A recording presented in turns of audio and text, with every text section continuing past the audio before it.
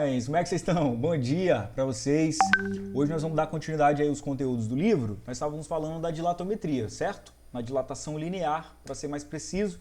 E hoje nós vamos continuar falando sobre agora a dilatação superficial, tá? Então, a dilatação linear fala de comprimento, ou seja, de uma grandeza unidimensional, uma dimensão só.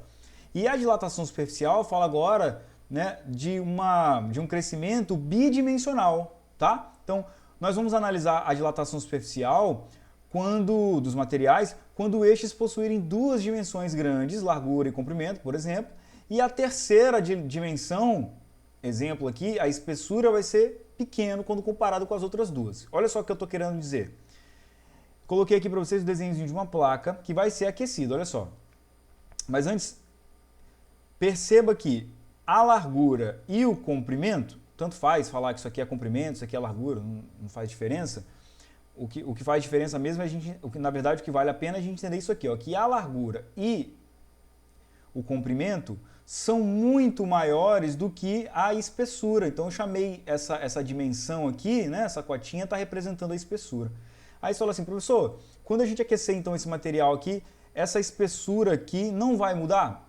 Vai, mas essa mudança vai ser tão pequena, que a gente considera como sendo zero e a gente nem analisa ela mais, tá?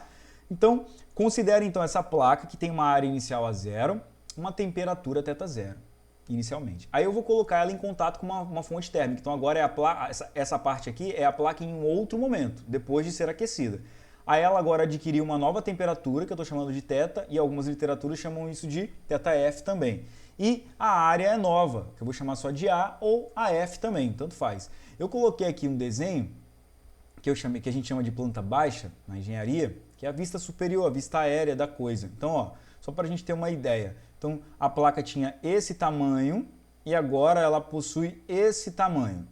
Tá exagerado? Pra caramba!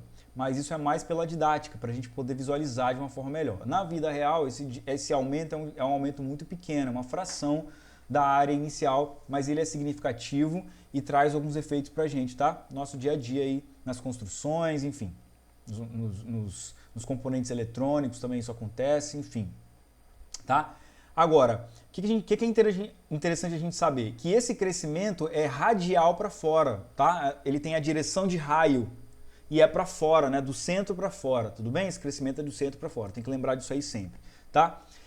E aí, empiricamente, ou seja, em laboratório, os físicos chegaram nessa fórmula aqui, ó, é uma função matemática de primeiro grau, que fala que a variação da área, ou seja, a mudança da área, ela é diretamente proporcional à área inicial. Claro, quanto mais moléculas eu tiver, né, quer dizer, quanto maior a área inicial, significa que eu tenho mais moléculas ali daquele material arranjadas, certo? Aí, quando eu causo uma variação de temperatura nesse material, essas moléculas elas vão apresentar uma vibração maior, por exemplo, se essa variação de temperatura for para mais, tá? Então essas moléculas vão apresentar uma vibração maior, com isso elas vão precisar de mais espaço e, consequentemente, o material vai ter crescido, tá? A recíproca também é verdadeira. Se eu falar de resfriamento, então o material vai encolher porque as moléculas vão vibrar menos, vão ocupar menos espaço e o material vai diminuir de tamanho, tá? Isso é verdade também. O termômetro é um exemplo disso, tá? Uma aplicação da vida real aí pra gente. E aí, apareceu agora uma letra nova. Lá na dilatação linear, conteúdo que nós já vimos, já fizemos alguns exercícios inclusive, a letra era alfa, que é a primeira letra do alfabeto grego. Agora, como nós estamos falando de superfície, né, bidimensional, nós vamos usar a segunda letra do alfabeto grego, que é o beta. Tudo bem? E aqui também o beta vai ser chamado de coeficiente de dilatação, só que superficial, porque nós estamos falando de superfície, tá? Então ele é um número que expressa quanto o material pode variar de tamanho devido a uma variação de temperatura. A gente já sabe disso. E cada material vai possuir o seu, tipo o CPF dos materiais. A unidade de medida está aqui, é a mesma unidade de medida do coeficiente de dilatação linear. Aqui ó, tem uma legenda, se você quiser olhar essa legenda com mais calma, você pode pausar o vídeo agora e dar uma olhada, eu não vou falar bonitinho o que está escrito aqui para o vídeo não ficar muito longo, tudo bem, lindões? Então, essa aqui é a dilatação superficial. Agora, para dar sequência, nós vamos falar da dilatação volumétrica, ou seja, nós vamos analisar agora o crescimento das três dimensões de um material. Quando que nós vamos analisar isso? Quando o material tiver as três dimensões com valores muito próximos uns dos outros. Quer ver, por exemplo? Ó, coloquei aqui esse prisma, tá? Eu não vou afirmar que é um cubo não, porque eu não sei se as arestas são iguais. Então, eu estou representando aqui um objeto, né, que tem 3 dimensões como todos os outros, só que esse objeto tem essa característica das 3 dimensões terem valores bem próximos uns dos outros, tá? E aí esse cara tem um volume inicial, ou seja, ele ocupa um espaço aqui, aí eu vou colocar ele em contato com uma chama.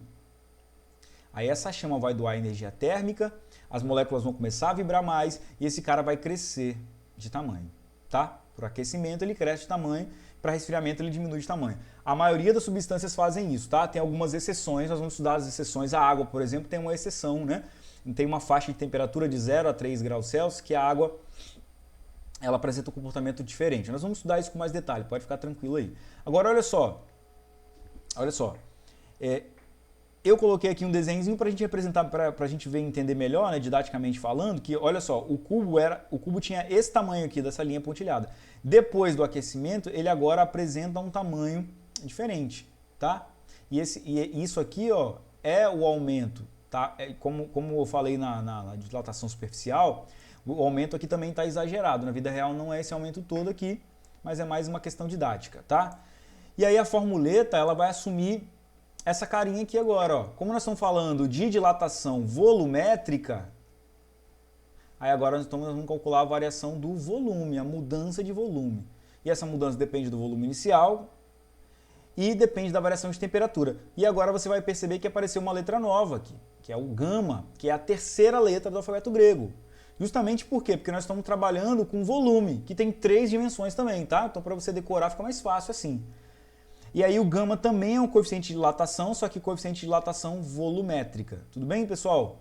Aí olha só, que é um número que expressa quanto o material muda de tamanho. Aqui também tem essa legenda, você pode pausar agora o vídeo aí e dar uma olhada na legenda para você saber o que é cada letra aqui da nossa formulinha que nós vamos trabalhar. Opa!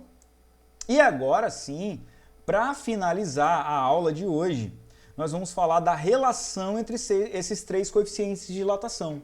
Ora, por que é importante falar sobre isso? Porque em muitos problemas vai ser fornecido para você um coeficiente, mas na verdade você vai estar calculando uma variação de volume. Por exemplo, se o exercício te forneceu o coeficiente de dilatação superficial e você precisa do coeficiente de dilatação volumétrica, então com essa fórmula você consegue relacionar os 3 coeficientes de dilatação, tudo bem? E aqui embaixo, olha só, alfa sobre 1, beta sobre 2 e gama sobre 3. Como que nós vamos decorar isso? Olha só, alfa está ligado à dilatação linear, beta superficial, área, e gama volumétrica, beleza? V, de volume aqui. Linha tem unidade de medida no sistema internacional metro elevado a 1. E esse 1 está totalmente ligado com esse 1 aqui, ó. Tudo bem? Área no Sistema Internacional de Unidades tem né, a unidade metro elevado ao quadrado. Esse 2 aqui está diretamente ligado com esse 2 aqui de baixo. E a mesma ideia aqui para o volume, tá? E o volume no Sistema Internacional de Unidades é metro elevado ao cubo. E aí esse 3 aqui, ó, aparece aqui justamente por conta dessas 3 dimensões aqui. Então, suponhamos que, por exemplo, o exercício forneceu para você o alfa e você precisa do gama. Então, você vai esquecer o beta, você vai esquecer esse segundo termo aqui, tá? E você vai fazer a igualdade entre o primeiro e o terceiro termo. Aí, se eu quiser o gama, eu vou ter que passar o 3 para lá multiplicando, enfim. Aí você vai fazer seu algebrismo aí que eu tenho certeza que você vai conseguir resolver de uma maneira muito legal. Trabalhem os exercícios, tá, pessoal? Que eu vou selecionar para vocês na atividade aí. E aí, na segunda-feira e na quinta-feira, a gente vai sanar todas as dúvidas, esclarecer os exercícios, enfim. Tamo juntão. Qualquer dúvida aí, você manda um e-mail para mim.